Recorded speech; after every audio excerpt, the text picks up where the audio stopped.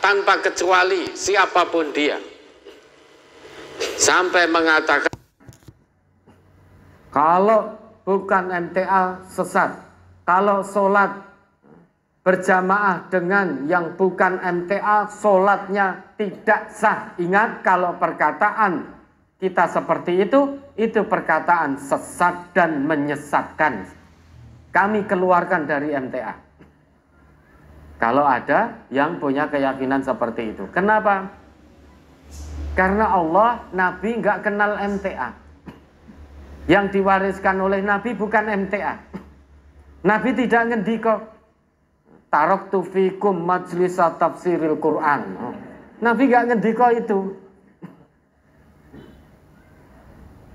Lan tadillu in tamassaktum bihi. Nabi nggak ngendika begitu. Tapi taraktu fikum amroini lan tadillu ma masaktum bihima kitab Allah wa sunnata nabi.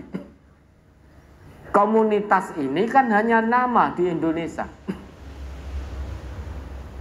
Rasulullah tidak kenal nama-nama komunitas Islam di Indonesia ini. Yang Rasulullah kenal, siapapun itu, asal mengikuti warisan beliau yaitu Al-Quran dan As-Sunnah, maka itu dianggap sebagai umat beliau. Perkara di Indonesia ada komunitas yang meyakini bahwa di luar komunitasnya itu kafir dan sesat, urusan mereka. Yang penting Rasulullah menganggap kita atau orang-orang yang mengikuti warisan beliau itu dianggap oleh Rasulullah langsung sebagai umatnya. Ya tentu kita lebih senang dan itu cita-cita kita dianggap oleh Nabi sebagai umat beliau. Nek mung rambo anggap hanya gara-gara beda komunitas, beda nama komunitas, itu tidak masalah. Justru orang yang merasa paling benar menyesatkan orang yang sudah berpegang pada Al-Quran dan Sunnah, itu justru sesat dan menyesatkan. Karena Nabi ngendika innal mu'mina la yanjus. Sesungguhnya orang yang beriman kepada Allah itu tidak najis. Kok bisa dianggap kafir hanya gara-gara beda komunitas? Ini yang kita terkena virus yang lebih mematikan, sangat mematikan daripada COVID-19. Virus takdisul afkarid diniyah, pengkultusan, pensakralan, pemikiran, pendapat, keagamaan di kelompoknya masing-masing. Dikatakan oleh Allah, ini satu kemusyrikan. Masing-masing kelompok bangga dengan golongannya sendiri. Sehingga asal tidak sesuai dengan pemahaman di kelompoknya, dikatakan sesat. Dikatakan menyimpang. Bahkan kalau betul pertanyaan tadi, dosa zina dianggap menjadi biasa, asal tetap ikut pimpinannya. Dari mana? Tunjukkan satu ayat, tunjukkan satu hadis, dosa zina itu menjadi dianggap biasa oleh Allah selama pelakunya terus ikut pimpinannya. Mana ada ayat yang mengatakan itu? Apakah ada hadis yang mengatakan itu? Kalau begitu adanya, niscaya banyak orang yang akan berzina. Ora apa-apa, sing penting aku taat pada pimpinanku. Engkau zina, dosaku diampuni karo Allah karena masih taat dengan pimpinannya.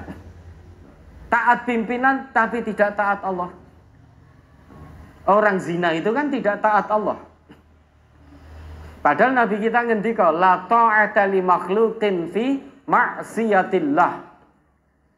Tidak ada ketaatan pada makhluk dalam hal bermaksiat kepada Allah.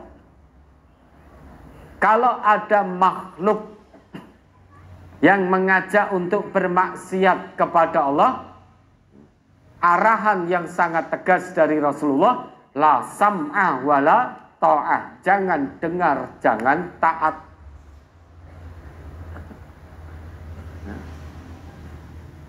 Ini yang didefinisikan oleh Ibnul Qayyim sebagai salah satu bentuk tauhid.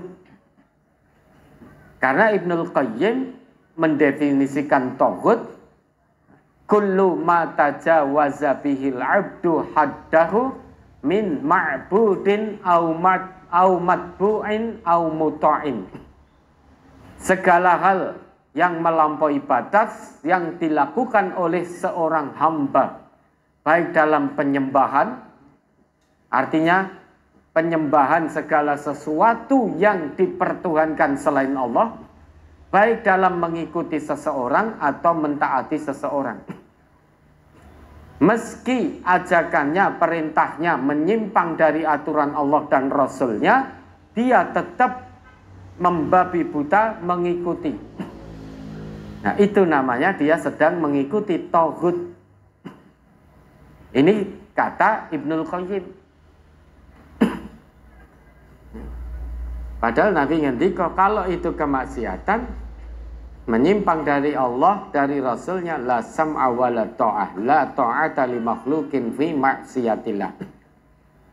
Sekarang meski pemimpinnya mengatakan, oh, zina itu memang dosa, tetapi selama mentaati pimpinanmu, dosanya akan diampuni oleh Allah. Ini kan perkataan yang tidak sesuai dengan ayat Allah, tidak sesuai dengan hadis Rasulullah. Maka jangan ikuti perkataannya. Kalau kita mengikuti perkataan yang seperti itu, sesat jalan, sesat langkah, salah jalan, salah langkah. Jangankan zina, mendekati zina saja Allah telah buat garis ketetapan yang sangat tegas. La taqrabuz zina innahu kana fahisyatan wa sa'a sabila. Jangan dekati zina, karena sesungguhnya itu perbuatan keji dan jalan yang sangat buruk. Jangankan zina, mendekati zina saja dilarang oleh Allah. Bahkan hukuman bagi orang yang zina, kata Allah, itu dicambuk 100 kali kalau dia belum pernah menikah. Tapi kalau sudah pernah menikah, hukumannya apa? Dirajam, dilempari batu sampai meninggal. Bagaimana mungkin orang dosa zina asal taat pada pimpinan kok terus diampuni dosanya oleh Allah? Memangnya pemimpinnya itu Gusti Allah, ya? Kok bisa mengobrol janji, bisa mengampuni dosa pengikutnya? Wis ora apa-apa, engko dosane tak peke, tak tanggungi dhewe. Dan ingat sekali lagi, Allah dan Rasulullah tidak pernah mengenal nama-nama komunitas, nama-nama komunitas Muslim yang ada di dunia ini. Yang Allah dan Rasul kenal itu siapa saja yang mengikuti Al-Quran dan As-Sunnah. Itu yang Allah kenal. Allah nggak kenal MTA. Mau MTA atau bukan MTA, kalau mengikuti Quran dan Sunnah, itu diaku oleh Rasulullah sebagai umat beliau. Kalau diaku oleh Rasulullah sebagai umat beliau, maka diaku oleh Allah sebagai hambanya yang taat. Maka akan dapat kecintaan dari Allah. Tidak peduli ketika di dunia komunitasmu apapun namanya, gak peduli. Yang jelas, lam tadhillu, tidak akan sesat kalau mengikuti dua warisan Nabi. Ya, ada lagi.